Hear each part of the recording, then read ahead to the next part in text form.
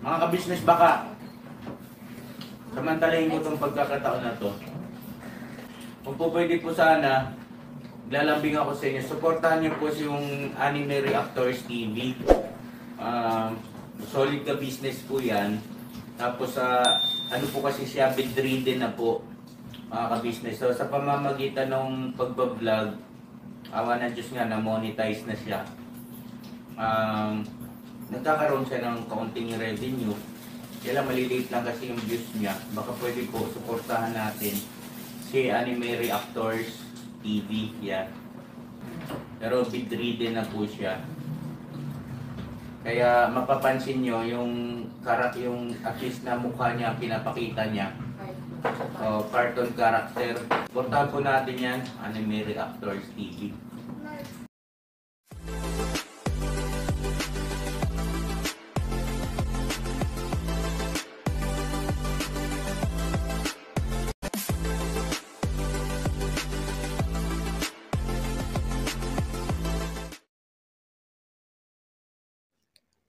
Hello guys, mapagpalang araw po sa ating lahat.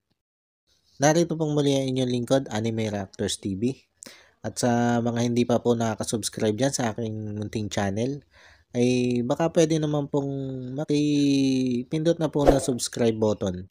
At makilike and share na rin po ng aking mga video. At patuloy din po natin suportahan ang Mag-amang Ka-Business Official at Papa Dins TV.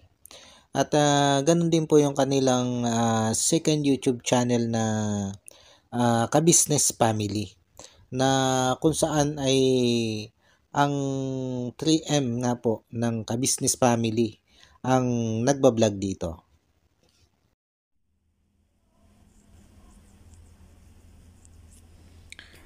Yun guys, panibagong araw, panibagong reaction ulit po tayo.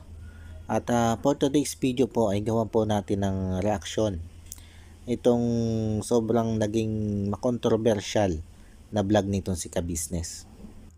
Ang vlog pong ito ni Ka-Business ay may part 1, part 2, part 3, at part 4. At lahat pong yan ay pagsasama-samahin na po nating talakayin. At ang pinatungkulan nga po ng vlog na ito ay yung tiwala, malasakit, katapatan, pagmamahal, at tibay ng samahan. At dito ay sinubok din yung tiwala nating mga supporters dito kay Ka-Business pagdating sa mga ganitong sitwasyon. At sa vlog pong ito ni Ka-Business ay napakarami nating aral na matututunan. At lahat pong yan ay sisikapin nating matalakay sa reaction video ito. Inumpisahan po ni Ka-Business ang vlog na ito sa pagsita niya dito kay Bay Papaya sa pinaabot nitong si Bornok na hindi na naman magandang salita na sinabi nitong si Bay Papaya, na tila ba daw nagmamalaki itong si Bay Papaya na hindi siya kayang paalisin nila Ka-Business dito sa Ka-Business Family. At may balak pa nga daw umalis itong sila Bay Papaya nang hindi na mamaalam dito kay Ka-Business. At dito sa nabuksang usaping ito ay nakita natin yung seryosong pagsita ni Mr. and Mrs. Ka-Business dito kay Bay Papaya. At may nabanggit pa nga si Mrs. Ka-Business na akala ko ba sinasabi mo na ang samahan natin ay hanggang dulo? Ay bakit may lumabas na kayo pala may balak umuwi nito si Junjun na hindi nagpapaalam? Dito ay humingi ito si Bay Papaya ng sorry dito sa mag-asawang Ka-Business. At nasabi lang daw niya yon dahil sa impluwensya ng alak. Kaya naman pinangaralan ni Ka-Business itong si Bay Papaya patungkol sa pag-inom ng alak. Nasabi nga niya nangangaral at nagpapayo kayo dito kay Kuya Bong patungkol sa pag-inom ng alak. Pero kayo din pala naman dalawa ay umiinom ng alak. At sa pagpapatuloy ng vlog na ito ay inakala ng marami sa atin na ito yung pangunahing topic dito. Pero unti-unting nababaling kay Bornok ang usapang ito. Una, dahil sinabi ni ka-business na hindi naging tapat itong si Bornok sa naging pahayag nito sa kanya off-cam tungkol nga dito sa isyong ito kay Bay Papaya. Iba nga daw ang sinasabi nitong si Bornok off-cam kumpara ngayong magkakaharap na sila. At dito ay unti-unti na ring nabuksan ang isa pang mas malaking issue. At ang isyong ito ay patungkol naman dito mismo kay Bornok at kay Junjun.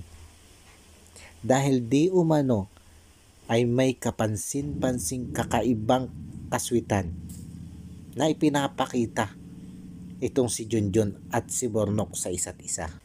At sa partner nga ng vlog na ito ay dito na nagbaba ng isang mabigat na desisyon itong si ka-business na ito nga daw pong si Junjun at si Bornok ay tanggal na bilang membro ng ka-business family. At dito ay mas naging matindi pa nga ang mga sumunod na naging takbo ng usapan patungkol dito kay Bornok at Junjun. Na tila ba nag-isa sila ng todo dito at lumabas na hindi pa nga napapatunayan na may relasyon talaga silang dalawa, ay masyado na silang nadiin sa usaping ito. At maging ang mga viewers nga ay may naging kanya-kanya na ring komento patungkol dito. Lalo na nga po sa ginawa ni ka-business na desisyon na tanggalin si Bornok at si Junjun bilang membro ng ka-business family. Kaya naman kahit hindi pa tapos yung vlog, ay naglabasa na ang kanya-kanyang opinyon ng mga viewers ni ka-business. Nandiyan na yung minanghusga na agad kay Junjun at nagbitaw ng masasakit na komento. At ganun din kay Bornok. Marami agad ang nag-comment ng mapanghusgang salita dito kay Bornok. Maging sila Mr. and Mrs. ka-business ay hindi rin nakaligtas sa mapanghusgang komento ng mga viewers. Kesyo sobra daw na naging mapanghusga itong sila Mr. and Mrs. ka-business dito kay Junjun at kay Bornok. Samantalang hindi pa naman nga daw napapatunayan o hindi pa umaamin itong dalawang ito na silang dalawa ay may relasyon nga. Bagamat hindi natin sinisisi ang mga viewers na nag-comment ng ganito dahil siguro nadala lang sila ng naging takbo ng vlog na ito. Kaya lang ay naroon pa rin ang katotohanan na bagamat hindi pa tapos yung vlog ay nahusgahan na agad natin itong sila Junjun, Bornok, Mrs. ka-business at Mr. ka-business. At sa mga naging negatibong komentong ito ng mga viewers, laban nga dito kay Junjun, Bornok, Mrs. ka-business at ka-business. Lalo na doon sa mga nagsabi na itong si ka-business nga daw at si Mrs. ka-business ay masyadong naging mapanghusga. Lumabas tuloy na bumalik sa inyo yung sinabi nyong sobrang naging mapanghusga itong sila Mr. and Mrs. ka-business dito kay Bornok at Junjun. Ang nangyari tuloy, lumalabas na kayo yung naging mapanghusga sa puntong ito. Dahil hindi pa nga tapos yung vlog, dahil nasa part 3 pa lang tayo ng vlog, ay ganito na yung mga nagiging komento natin. Lalo na nga dito sa mag-asawang ka-business. At ganun din yung naging komento nga natin dito kay Bornok at dito kay Junjun. Kumbaga, wala pa yung part 4. Nahusgahan agad natin sila. May mga nabasa nga ako na part 1 pa lang ay may mga nagko-comment na doon na hindi tama. At ganon din sa part 2. Marami din doon ang mga negatibong komento. Lalo na nga dito sa part 3. Dito na nahusgahan. Ito sila Mr. and Mrs. Kabisnes na masyado nga daw na ginipit o hinusgahan. Ito sila Junjun at Bornok. Kaya ang isang aral dito ay dapat bago tayo mag-comment ay unawain at tapusin muna natin yung kwento. Ika nga, hanggat hindi tapos yung kwento, dapat huwag ka magbibigay ng komento, lalo na nga kung mababasa yan ng marami. Bakit? Dahil yung bawat komento nyo na yan na mababasa ng maraming tao, magre-reflect din yan sa inyo. Babalik at babalik yan sa inyo kung ano yung pagkatao nyo. At lumabas nga dito sa mga nagkomento ng negatibong ito, ay kayo yung naging mapanghusga. Dahil hinusgahan nyo na agad yung mga tao nang hindi pa nga po tapos yung kwento nito. Dahil dito nga sa part 4 ng vlog na ito, ay ito, lumabas na yung totoo. Na itong vlog na ito pala ay isa lang prank kay Bornok. At maging si Junjun ay kasabwat sa prank na ito kay Bornok. Kaya ibig sabihin, ang lahat ng issue patungkol kay Junjun at kay Bornok ay hindi totoo. Kumbaga, ginawa lang nila yun. Pinalabas lang nila yun para maging makatotohanan ang gagawin nilang prank dito kay Bornok. At dito nga sa pangyayaring ito, sa vlog na ito ni Kabisnes, na pampaprank nga dito kay Bornok, ay ang isa pang nasukat dito ay yung totoong tiwala natin kay Kabisnes at kay Mrs. Kabisnes. Lalo na dun sa mga viewers na nagsasabing solid supporters daw sila nitong sila Kabisnes.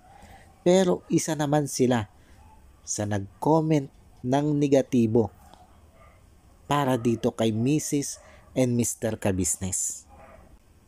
Kumbaga, kung solid supporters ka talaga nila Kabisnes, dapat alam mong hindi gagawa ng ganitong desisyon si Kabisnes nang wala siyang sapat na dahilan para gawin ito.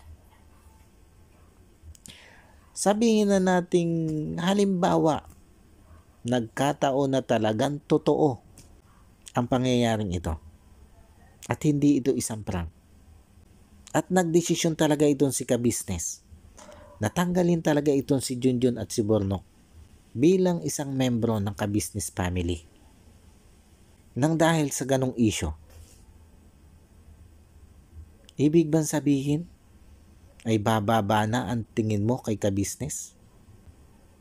Hindi mo ba naisip na kaya niya ginawa yon ay dahil yun ang dapat at yun ang tama niyang gawin? Ibig bang sabihin wala o kulang ang tiwala mo kay Kabisnes pagdating sa ganitong sitwasyon? Pagdating sa pag-handle sa ganitong sitwasyon? Kaya sa ating mga totoong nagmamahal at sumusuporta kay Kabisnes at Papa Dins, pagtiwalaan lang po natin sila, lalo na nga po sa mga ganitong sitwasyon. Dahil sigurado po na bago sila magdesisyon, ay siguradong pinag-isipan muna po nila yan ng mabuti. Kumbaga, Hindi po sila magdidesisyon ng pabigla-bigla nang hindi sila nagsusuri na maigi. At kung maiblog man nila ang mga ganyang pangyayari, yun po ay dahil sa gusto niyang ipaalam sa ating mga viewers yung totoong nangyayari sa loob ng ka-business family. At bilang mga supporters na nagmamahal sa bawat isang membro ng ka-business family, karapatan po natin na malaman kung ano ang nangyayari sa bawat isa sa kanila. At kung sakali po na nagkatotoo ang pangyayaring ito at hindi ito na i-vlog ni ka-business, halimbawa totoong tinanggal niya si Bornok at si Junjun nang hindi niya na i-vlog, magiging bulag at bingi po tayo sa totoong mga nangyari. Ngayon, papaano kung itong si Junjun at si Bornok ay bigla nag-vlog o bigla nag-post sa social media, kahit halimbawa sa Facebook, na sinabing kaya sila natanggal ay kasalanan ni ka-business? Malamang yun po yung paniniwalaan ng maraming tao. Katulad na lang ng nangyari dito sa ex nitong si Kuya Bong. Dahil sa maraming hindi inilabas itong sila ka-business na totoong nangyari sa likod ng kamera, nung magsalita itong ex ni Kuya Bong ng laban kay ka-business, marami ang naniwala sa kanya. Kaya para po sa akin, kung sakali man na may ganito talagang mangyari, na wag naman po sana. Pero kung sakaling ilayo ng 10 layo at may ganitong mangyari dito sa kay ka-business, dito sa ka-business family, para sa akin tama lang na ilabas ni ka-business sa publiko ang mga ganitong pangyayari kung sakali na may ganitong mangyari. Para din po unawa ng tao ang pagkakamali ng bawat isa, para hindi naman po masaalang-alang o malagay sa alanganin itong sila ka-business. Dahil kung tutuusin po, pailang beses na silang nalalagay sa alanganin nang dahil sa mga umaalis sa kanila. Unang-una nga po dyan si Stong, na pangalawa ni Butchok,